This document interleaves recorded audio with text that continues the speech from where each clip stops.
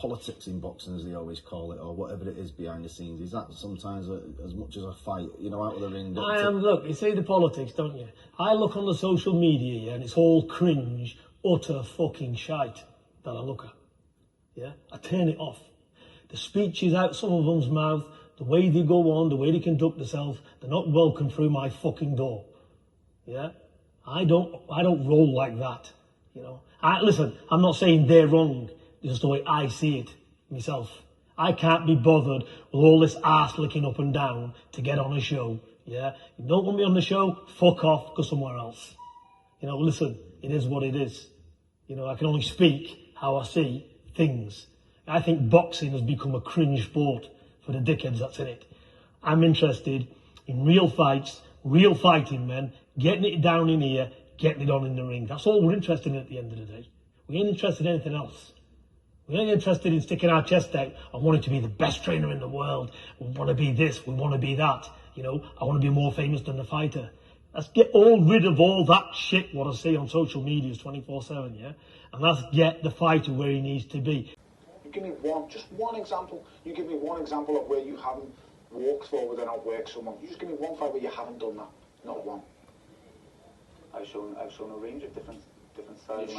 You've shown one style. Commonwealth, British, European. And you've done it all with one style. Fair play to you. Fair play to you. You've done it all with one style. You've got to look at where you've fought for every single title that's been vacant. You've never defeated a champion. Never. Never defeated the champion. I defeated you. Never did. I wasn't a champion. I was a 16-fight novice. It wasn't hard to beat me. Over McKenzie never beat me. Over McKenzie never beat me too. Hello, all you hardcore boxing fans out there. How are you doing? It's Russ here from Porky's Corner, the voice of hardcore boxing. Today I'm joined by co-founder of Porky's Corner over 4 years ago, my good friend from London, originally Finland, Riku, the skier. You've been skiing in Finland, haven't you, Riku? I didn't ski much. I just walked outside. It was pretty cold. How are you, mate? I'm loving the Buffalo Bills top. They playing today in the playoffs, so. OJ used to play for them, didn't he? I know, he did. Yeah, Buffalo Bills. Last time I heard of Buffalo Bill were in Silence at Lambs. He was skinning women, wasn't he, in that well? Yeah, it was, and he goes, yeah, I remember that film. And he starts dropping the stuff in, doesn't he? Yeah. Funny as well. He goes, Caressa, can you still hear the lambs? Remember at the end? Senator. Then I had his liver with a glass of Chianti. Right then, Riku. Let's get down to some serious boxing talk. Gary Sykes' trainer has had a letter from Robert Smith, and it looks like it's not the news. All I'm going to say, it's not the news Julian wanted to hear, and he's going to deal with it, so I can't say too much on that. We did elaborate on it yesterday or day before when I filmed with him. And Julian will deal with it. He's got integrity, as you can see when he speaks. And he's got with the videos. And so he'll deal with that accordingly, how he wants to do. And I'll back him all the way when he wants to do. I think it's quite sad, actually, that the board preach about solidarity and we are family and all that. But when it comes down to it, it's not like that, is it? No, the board just has no duty of care for fighters once they stop making money for them and once they stop paying sanctioning fees. And I think that's just endemic in boxing in general. I mean, once you're done, nobody cares about you. And that's why you have so many fighters, what's addiction problems, mental health problems, and all other things, because once you retire, you're on your own. But when you're making money for them and sanctioning fees, all the promoters and all the people at the board are always your pals, and they all trying to say that we're in this together. But I don't think many retired fighters have good things to say about the board, and that's one of the big reforms the board needs to do, is to actually take care of fighters. You think about the FA and other sporting organizations, they've got players unions and other things that have to take care of former athletes, and maybe boxing needs to establish a real, boxers union or something like that, which is driven by boxers, run by boxers, which actually tries to lobby the board for these kind of things, rather than trusting that the board's going to do the right thing, which historically they haven't.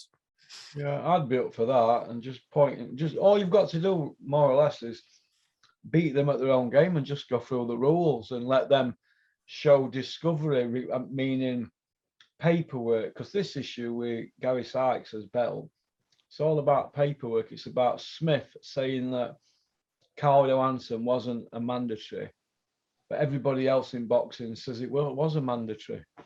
And look, they would have called for it, right? I mean, they would have accepted it as a mandatory, and they have a paper trail. So the only right thing to do is to accept that it was a mandatory and give him the belt, right? They don't want to pay for a belt for him. That's all it boils down to: cash, hard cash. That's all. But they're happy to pay for their own expenses and happy to stay in nice hotels and expense everything, right? It's not like they don't have any cash. We're not asking anybody that has no money at all. We're talking about people that stay in hotels 5 miles from the home. Why can't they drive up, get a taxi? Oh, because it's all laid on, isn't it, by promoter and all that. Free gratis. That's what it is. Right? So, but that's another story. But I wish Gary Sykes well and Julian with that. And like I said, I'll back him. And I know people who follow my channel and you and all the rest of the guys will back him all the way. 100%. And I think all people really want is the right thing to be done, right? It's not about opinions or anything else. It's in accordance to the board rules. Well, when there's a mandatory and somebody knocks the mandatory back, they go down the line. So, and this is where it gets a bit muddy. This is where I think, looking at it from outside, where it gets a bit muddy. But Carl Johansson at the time was a massive favourite in the fight, and it's like Gary's not been given any respect. He's taking on a fight like that as a mandatory, and it's a massive favourite. So maybe I might need to get Carl Johansson and his manager on channel. Yeah, we'll see, won't we? Because I know they'd come on. Well, that's it. So we'll see, won't we? We'll see what the public think about it. But all right then. Can I just give a shout out to Mark Siddall? He's been helping me with Porky's Corner for a couple of years now. He shares lots of stuff on my videos and stuff like that. Happy 50th, Mark. Hope you're well. Happy 50th, Mark. Happy 50th, Mark. Big 5-0. That's in 10 years' time for you, Pork, isn't it? Yeah. No, I'm only 40. Brook Khan. It's next month.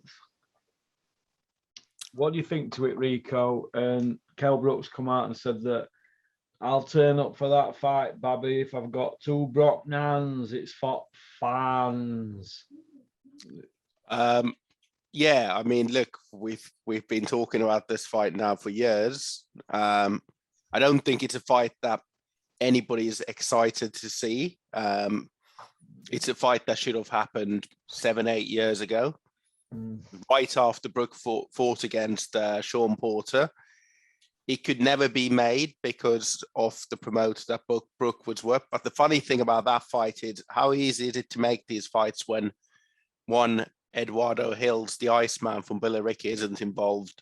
It seems like these fights are a lot easier to make. So, you know, it's one of those fights that we'll watch probably. Or a lot of people watch, but we know everybody's, Brook and Khan are past it, but I would have never bought a ticket. And if I've got something else to do, I might not even watch it. I might just watch it back. It's not that interesting to me. It's not a fight that leads to anything, right? Yeah. Do you remember years ago, I said it, Dennis once told me a story that I think you were actually there. We got talking about pay-per-view. I think we were in... Summer House pub. We're talking about pay-per-view, and Dennis said he remembers years ago when he had Hatton and he were at HBO offices and he were talking to some guy there at HBO and they were saying pay-per-view was designed years and years ago for the fans so they could say we cannot miss this fight. Yeah. That was the original blueprint for pay-per-view. We just can't miss this. And somewhere along the lines, it got watered down and promoters have used it for their own ends, haven't they? Do you think, along the lines? Yeah, I agree. It falls into this category, doesn't it? Where if it's on and we're in, we'll watch it. But it ain't one of them fights where we're saying we can't miss this fight. It's not one of them, is it, Rico? No, because it doesn't lead to anything. That's the thing. We're not going to know who's the best in the division, who's the best in Britain, who's going to go on to world honours. It's not even world honours. It's more a case that who's going to actually go and do something in their career. So I think for me, the problem making this fight pay-per-view is that what we're actually doing is by watching and paying for it, those people that do that, is you're just paying the fighters' purses. Yeah. The fight doesn't deserve the purses that they want, but in order to make the fight, they have to pay these purses, and nobody's calling for this fight in the first place. If it's a Fury against Wilder, for example, I always understood that was a pay-per-view. Look, they two top heavyweights fighting against each other. There's big money on the line. It's a big fight. Yeah, of course it's pay-per-view. But if it's two washed up welterweights fighting against each other, then why would I care? Yeah. Yeah, I see where you're coming from. How do you think they're going to sell it? You know, as we get closer to it, 'cause it's next month. A grudge match. Show those old ringside clips, and you know this has been brewing for decades, and since the amateurs, and the last stand for both men to prove who's better, who's the best welterweight of their generation in Britain. Bean will be working himself into a stupor. Ready for lift off, Matt. A cacophony of noise. Oh, I think the tickets sold out, didn't they? Well, didn't 13,000 went on stubble. They give the fighters so many, then there's people comped. There were only 20 to go around, weren't there? So there were only 1,500 tickets actually sold from the arena, I've been told. Or the rest of them were all handed out, weren't they? Stubble took main bulk of them, didn't they? You know, like probably. I imagine, to be honest, I imagine a lot of casual boxing fans would be interested. Yeah, so a lot of people. There hasn't been that many big boxing events recently, has there? And there's not many scheduled. So I think a lot of casual fans will be like, "Oh, Brook Khan, what a good fight! Amir Khan's so quick. Brook has all the power." Yeah. What happened? It could end up like that program, couldn't it? Porridge, you know, where them two guys ended up fighting for Grouty, and when they got in ring, they both landed at the same time and both passed out, didn't they? You know that program, Porridge. Yeah, it's about whose chin versus eye socket holds up. I mean, I saw Amir Khan advertising kebab on my Instagram, so that's when I knew Brook's going to win that fight, when Amir Khan's doing kebab adverts. Kebab adverts. Oh my God, what's Will coming to, Rico? No idea, man. Moving on then from Brook, the car crash that is Brook Khan. They're actually both nice lads, actually, but you know, it's a bit late in the day now to be fighting, isn't it? Yeah, I mean, nothing against the fighters, and they're good on them for making the money if they can make it, but I just don't think that's.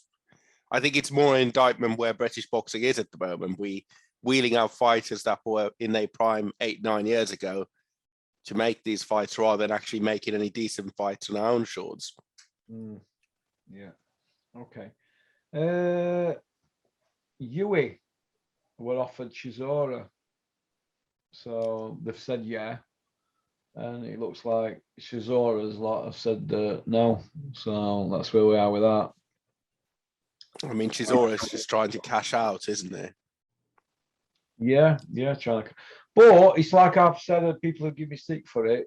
In the current climate, Yui against Chisora's pay-per-view, isn't it? Sky would put that on pay-per-view because it's Chisora, isn't it? And they'd do a stacked card and all that, wouldn't they? Well, they probably would, yeah. I mean, look, Chisora's people. The thing about pay-per-view is, if people are willing to pay for a fighter, then it becomes pay-per-view. And I think that's the problem. It's not even about the fights. Like, look at Dillian White's recent fights. None of them really warrant pay-per-view, but if people are willing to pay, then they are pay-per-view. And the same with Chisora, right? His recent fights, quite a few of them on pay-per-view, whether he's on the A or B side. So I think some people are willing to pay for that. War Chisora versus Hugh Fury. But I just want to see Yui active. He's hard to match, Yui. He's really hard to match. I want to see him active, and if that's only fight, well, I can get behind it. But Chisora's shot, and I think it's an easy win for you. I think Yui picks him apart and puts him into orbit. It's a bad style matchup for Chisora in every way. you know, it's pretty easy for Peter and Hugh to come up with a game plan. It's not like Chisora's going to come out boxing slick, is it? No. But I just, like I said, I just want to see you active. And beggars can't be choosers when you're parked up, can they? You're not getting fights. No. I wonder where Hugh goes after this, anyways. Even if when this fight doesn't happen, where does he head afterwards? Because I think for me, boxing needs to be pushing him quickly towards that mix where you've got Joyce, Hrgovic, Joyce, Yoka, all these guys. He just needs to go up there and fight one of these guys now. Would Hrgovic and Yui be a pay-per-view in the current climate? I think that's a trickier one, just because not enough people, casuals, don't know about Hrgovic. Yeah. We live in a boxing bubble, but how many casuals know who Hrgovic is or have ever seen him fight? So no one. Okay. Edward Gutnick's had his appeal granted, and it's going through at the High Court in London. Martin Theobald were the one who brought the story. One in New Age pod. Shout out to Martin. I like Martin. He's a good boxing man. Where do you feel this leaves the board, Rico, if they lose this one? Because the last time they lost a biggie like this with Michael Watson on it, and they had to sell the building in London and move to Cardiff. I think the context of this is Gutnick obviously had the brain injury after the George Groves fight at the SSE Arena on the McGuigan show, if I remember correctly. Yeah. And what they are alleging is that if the board would have done their due diligence and checked, or Gutnick's family, and checked his medical history and everything else, they wouldn't have allowed him to fight. So I think these kind of lawsuits are essentially what you're saying is that if Gutnick's side wins, it's all the earnings he could have made,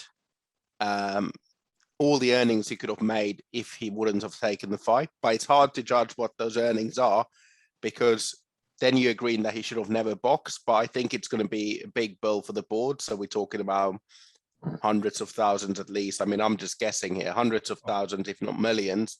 But I think the board in general, it's not like a cash-rich business in the sense that the board takes sanctioning fees, then it builds them up, uses the money, and then it does more, then it takes more sanctioning fees. But if somebody were to say, here, take £1 million out of your budget, they'd really scramble to get that together, because it's no business that has constant income apart from sanctioning fees here and there. So I think, if anything, what it would probably mean is that the board would have to scramble to get the money together, or payment plan. Maybe they'd have to sell some assets. Maybe they'd have to up sanctioning fees. There's lots of different ramifications, but in general, I think it's the one job the board needs to do right, which is to protect fighter safety, and they failed to do that. So again, I think it's not even about the money. It's just a very bad claim for them, right? Because this is where sporting bodies need to step in and say, what are you guys doing up there in Cardiff? If you're not even checking paperwork for fighters, I mean, what's happening here? What's going on here? I mean, we keep hearing Eddie Hearn going on about how stringent they are, this and that, and blah, blah, blah, but this is a clerical error we're talking about here, isn't it? Well, yeah, I mean, I haven't read the case papers or anything, but from my understanding, it just seems that they haven't asked for the right documents and they've let him fight without caring if he's injured or not. I can tell you what, this much, obviously they've got problems with the Gary Sykes thing down the line, trust me, with paperwork, and there's this one, there'll be other ones as well. But yeah, I bet when they put their expense sheets in, I bet there's no problem with that. No. What did it pay on Company House, Rico? 920 grand last year in expenses alone. Yep, something like that. Paid no tax on it, did they? No, because it's expenses, right? So basically, it's a £20,000 a week income coming in, and lots going out on expenses. Yeah, I mean, some of the expenses will be. Everybody works for free, but they're pushing on £1 million a year in expenses. That's not bad, is it? No, not at all. I think your point about other things coming down the line, if other fighters, if they win the case, Gutnick's side, and other fighters get wind of this, who have had brain injuries and others, and feel that the board haven't done their due diligence, this could really open up the floodgate. Of course it could, yeah. They could end up burying themselves once and for all. Yeah. Who's going to want, right, to back them up? Frank Warren, right, when Michael Watson bankrupted them, because he took £1 million off them, didn't he? Frank Warren was the only one that bailed him out. Now, what reasons he had to bail him out, I don't know. He gave him a 70 grand loan, he said in his Sun column. So I will mention that on here. But if the board hits Skid Row again, who's going to want to help them? Who? Because they're going to have to go cap in hand to the Warrens, the Hearns, the MTKs, aren't they? Yeah, you know what? I would think boxing in the UK would become fragmented. So Eddie Hills and others would want to start their own boards as such. So it would become a bit like a UFC model where they control the fighters and, you know, they have everything. And I think the UFC has shown that that's possible. But they would definitely do that in the UK, because why would they pay sanctioning fees to a third party? They'd rather just do their own thing. If it was up for them and they could start from scratch, they don't really need the board for anything. They just set up their own rules and their own things and, you know, own medical procedure and everything else, and they'd save a load of money. Yeah, I agree. But I've seen some internet stuff about Edward. I thought the fight with Groves, I did watch that. I thought he was very brave in that fight. He had no quitting, did he? And he was getting he's on. Yeah. He had no quitting him. Nice one for Sporting Poker's Corner, Mug Rico. Always. He had no quitting him. Also, I hope that he's all right and that his family get financial support and that everything works out all right. Now, the board at the moment, they'll be sweating because all this free gratis, it could all be coming to an end. Yeah, that's right, Charlie Giles. There'll be no more gin and tonic for you with a slice of green lemon. None of that yellow lemon. I prefer green. I said, they're limes, mate. Limes. There'll be no more of that for them. Propping bar up. No. So, good. I hope Edward gets a good payout. Whether they will or not, I don't know off that lot. But it's been going on far too long. They're self-appointed, these people, you know, Rico. They're not voted into position. They're self-appointed. Oh, wow. It's not like Boris Johnson where we vote him in because he's telling us petrol's going to be £1 a litre if you vote for him. It's £1.50 to 70, isn't it? It's an old boys club, isn't it? Yeah, it's an old boys club. Yeah, a bit like Tory party. Yeah, they don't have any reformers there. Nobody's coming to the board and joining with new ideas on how they can improve boxing. No. It's like, how can we keep the gravy train running? What I don't like about the board, people say, "Okay, you always have at board." Yeah, because I can. But let me just say this: when you've got Steve Gray doing what he did with Bradley Skeet, he's hit 2 times on floor, and there were a third punch thrown. And that when that isn't a disqualification and he's going with the home promoter, every time these guys go with the home promoter all the time, they are either incompetent or corrupt. It's one of them. Now, if you have an incompetent worker in your workplace, what do, Rico? You get rid of them, don't you? Yep. Right. I think that's what everybody does, hopefully. Yeah, and if there's a corruption where you work, Rico, you get rid of them as well, don't you? Because that's the normal thing to do in life. Well, you have a policies, code of conduct. You have, you have ethics, and you have the ways that you expect it to behave. But the board doesn't seem to have any of that. The board, Jesus, the board. It's unbelievable. It's like going up in front of Headmaster. And I told you that story when I went to Bradford. I had to stand in front of them, didn't I? They're on this big long table, and I'm stood there. I thought, God, this is like going in front of governor on a Sunday morning. You know, on a nicking sheet when you're in Moorlands, I'm thinking, what's going on here? Okay. Josh Waddington against Martinez. Eddie's turned it into a bit of a soap opera with a Galahad thing and Martinez blah blah blah. And I think the most exciting person I want to see on that fight is Maxi Hughes. I think Maxi Hughes, for what he's been doing, should be headlining. For what they've done a great job with him, haven't they? Sean O'Hagan, obviously, Steffi Ball. They have done well with him, haven't they? Yeah, I mean, we need to give credit. Bounds, hasn't he? So yeah, I'd be more interested in seeing what Max Hughes is going to do on the night. Because Josh has been in with Martinez, and Martinez is shot to pieces technically, isn't he? So I was looking at this. I think it was over 10 years ago that Martinez fought against Frampton the first time, and then the second time 9 years ago. That was for European and world title. So we're talking about a guy that's was in his prime over 10 years ago. It's an easy fight for Josh in so many ways. And yeah, I think, again, where does Josh go from here? Because there were big talks about Josh fighting against this guy and that guy and, you know, Kanju and everybody else. And those never materialized. So if you look at it, since Josh has joined Matchroom, he's been matched badly and he's lost his belt, right? Now he can win a belt, but what are they going to do with him? Because none of the US promoters are going to work with him, are they?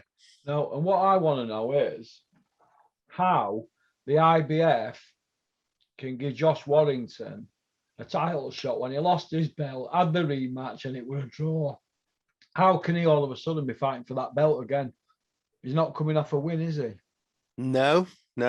Although I don't know what the voluntary rules are, but I would imagine you have to win, though, don't you? Isn't that the voluntary rules? We have to be Kent. You'll have to check the IBF rules. We'll have to come back to us on that. But he's a nice kid, Josh Warrington. I like his team. I like Nick Manners. I'm good friends with Nick Manners. He's a nice guy.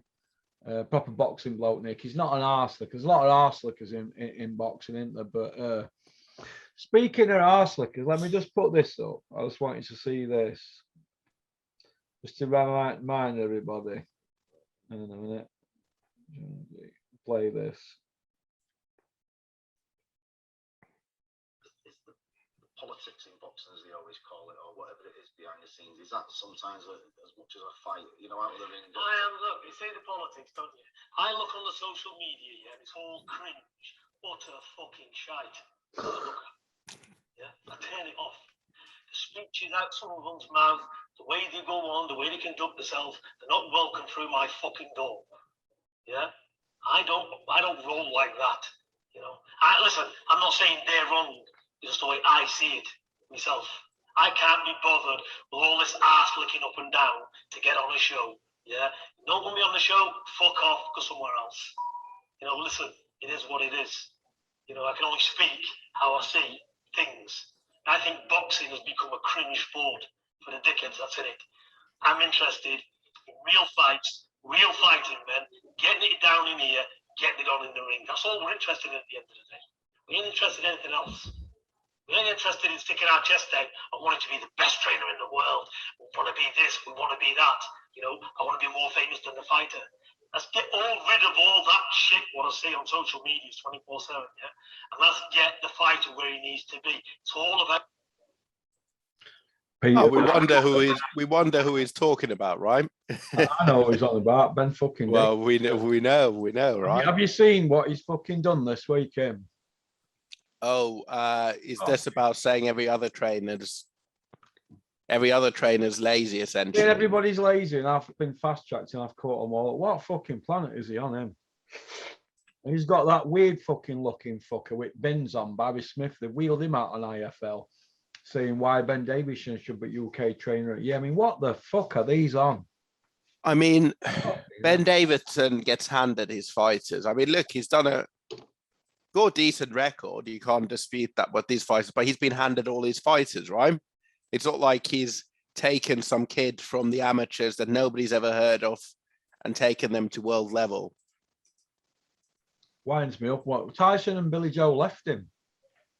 Well, exactly. Multiple times Billy Joe left him. Yeah. What's he done with Isaac Lowe? That Mahmood got beat on by Jack Bateson. He didn't mention that in his list, did he? He mentioned that he were in Devin Haney's corner and all that. Didn't mention that he was in Billy Joe's corner, did he? There you go. Yeah. So, when Billy Joe quit, in my opinion. So, don't come out blowing your own trumpet when you're learning on the job, basically, and you've had fighters handed you. Let's see you do something with somebody from debut. It's like somebody were going on about Dave Caldwell being a great trainer over there. So what's he done with anybody from debut? Well, what? Note. I mean, people get fixated that you can evaluate trainer. It's a bit like football, right? You think you can evaluate coaches, but generally speaking, people are quite bad at evaluating who's a good trainer and who's not. And people just go by what they see on IFL and who convinces them and who can do tactical breakdowns and stuff. You know, guys like Chris Smedley and others don't get shout out because they aren't on IFL talking about how great they are all the time. Look at Julian. Right? Nick Manners says to me he's one of the most technical trainers that he's ever seen, and people go to actually pick his brains. Yeah, you know Julian McGowan, and he's not shouting and bawling about what he's doing and that. There's other trainers in this country that just train amateur kids, but are fantastic trainers, but they're not putting themselves out there on social media. Do you know what I mean? It's becoming now embarrassing because people think, well, I've got to be with that trainer because he's in with so-and-so promotion team and TV people and that. Yeah. Or, oh, I've seen him on IFL. He sounds really clever. He sounds like he knows what he's talking about. And I think people need to just look at fighters' records, what they're doing with kids. I mean, I don't like to hark back to this, but I had Joe Gallagher's record up earlier this morning, and he's got 60-odd world champions he's had. Yeah. I mean, but you don't, that's 3 times more than Brendan Ingle, who they say is a legend. So what is Joe? Yeah, look, I mean, Brendan Ingles, he's clearly achieved a lot in the sport, but we can't say that one trainer is better than the other. I think it's unfair, but we can say that who's actually proven themselves, and Joe has proven himself time and time again. He's proven himself. Ben Davison, for me, hasn't proved himself. Yeah, he might have knocked all that weight off Tyson, but let me tell you something about Tyson Fury. And I know Tyson Fury, and I've seen him train, right? Tyson Fury, when he's in that gym, when he was with Peter, you're in that gym, you're there to train. You're not there to fuck about. If you want to fuck about, the door's there. Peter don't mess about in there. There's not teams of people coming in to hang around fighters. There's none of that. You wouldn't hang around bricklayers on a building site, would you? No. That's their motto. So you're there to train, right? They're in that gym to train. There's no fucking about. Now, I've never seen Tyson training there when he was with Peter once and slacking off. Huh? In sweat, hard trainer and a determined lad. Very determined lad, multi-talented. Tyson could turn his hand to anything. He could be a car mechanic. He's done block paving. Oh, he'll put his mind to it. He can do. He's a smart kid. Now, he's knocked that weight off on his own. Yeah, he's had encouragement off Ben Davison, blah, blah, blah, but he did that on his own. Well, my question is always, who knows more about boxing, Ben Davison or Tyson Fury? Well, Tyson Fury, the one who got rid of him, money. Yeah, but I mean, Tyson Fury will know more about boxing than Ben Davison. That's there you go. A given, right? So what's Ben Davison going to teach Tyson Fury? And actually, Tyson Fury looked worse when he was with Ben Davison. Yeah. Let's not forget about it. He was gun shy, wasn't he? Yeah. He was gun shy, mate. That's in my opinion. I mean, look, he could have joined a boxercise class and knocked that weight off, right? Of course he could, yeah, mate. I've knocked 17 stone off my sensor. If I can do it, Tyson can. The crew, the middleweight porky, that's what you're known as these days. 11 stone 6 this morning, kid, bang on. I was 10 stone 13, so I've put half a stone on since I came out of hospital. But I'm on these full whey fat with all milk and a banana. That's like a meal for me. It'll take me a few hours to get that down, right? Maximus. How are you fitting into your clothes currently? I've got a big dark bag down there waiting to go to Taylor's. 52 items, all going to get altered. That's going to cost me, innit? I might as well get it done. I had a big clear out, but the lady that does it for me, she's got COVID. So I know, yeah, you couldn't make it up, could you? No. So that'll be a couple of months getting that done. But yeah, I've been and bought some trackies and stuff like that. I'll get by, but it is a bit hard work trying to get weight. And all them years walking around like fat as a pig Michelin man, I'm trying to get weight on. Robert Smith, do the right thing. Sort Gary Sykes' belt out, put it in history books that he's British champion outright at super featherweight. and I'll leave you alone, Robert Smith. Alright? Don't you forget.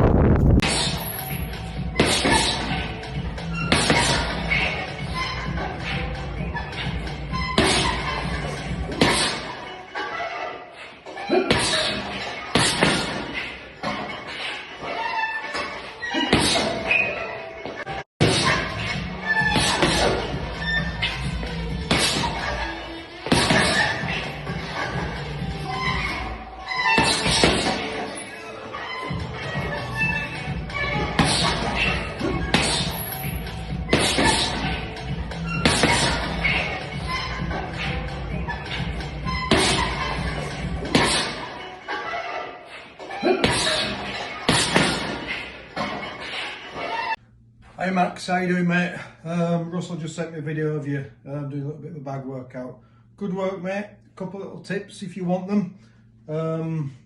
Bearing in mind I'm 50-year-old and riddled with arthritis, so it's not going to be up to much. Couple of little things I noticed that you were doing. Try and break your habit, okay? So when you were throwing your jab, every time you threw your jab, and I'll do it in slow motion, you put your head down at the same time. So that could become quite predictable like that. Putting your head down every time you throw a jab. Imagine you just get suckered, throw a right uppercut. Whenever you put your head down, yeah, you ideally want to do that when you're throwing power shots or when you're blocking or when you're in the pocket.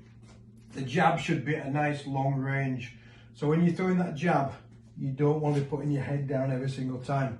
So get your body position comfortable when you're on the outside, because obviously the jab's the outside shot.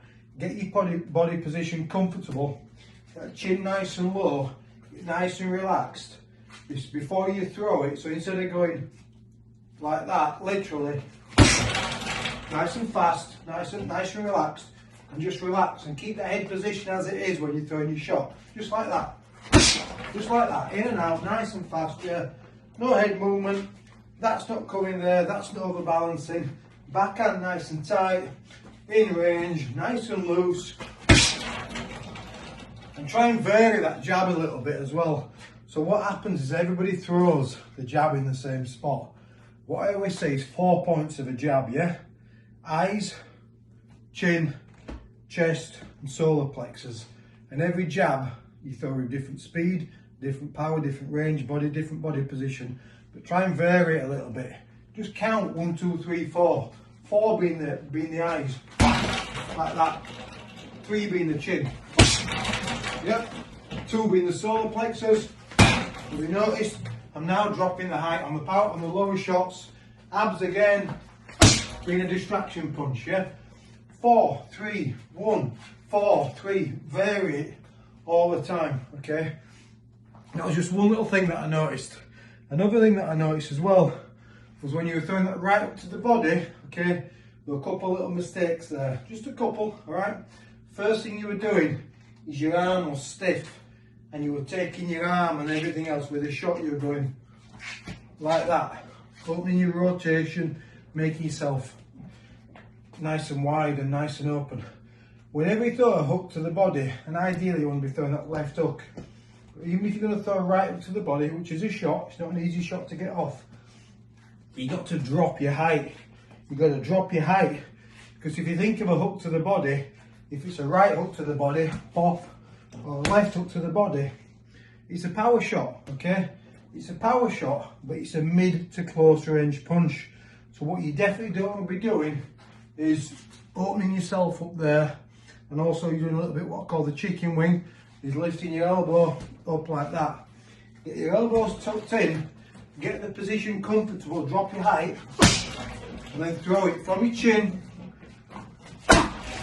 back to your chin. See that? From your chin, boom, back to your chin. Not throwing it from your hip or throwing it from your waist. Same with the left hook. People throw that left hook and they'll lift the right elbow up like that, they'll telegraph the shot. You got to drop from your chin. So a punch will start at your chin.